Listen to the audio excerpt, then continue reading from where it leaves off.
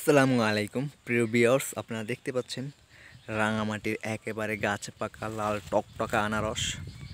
কি সুন্দর, খুবই চমৎকার দেখা যাচ্ছে। একেবারে গাছ পাকা লাল টকটকা আনারস। এগুলো খুবই সুস্বাদু পাহাড়ি আনারস, খুবই মিষ্টি।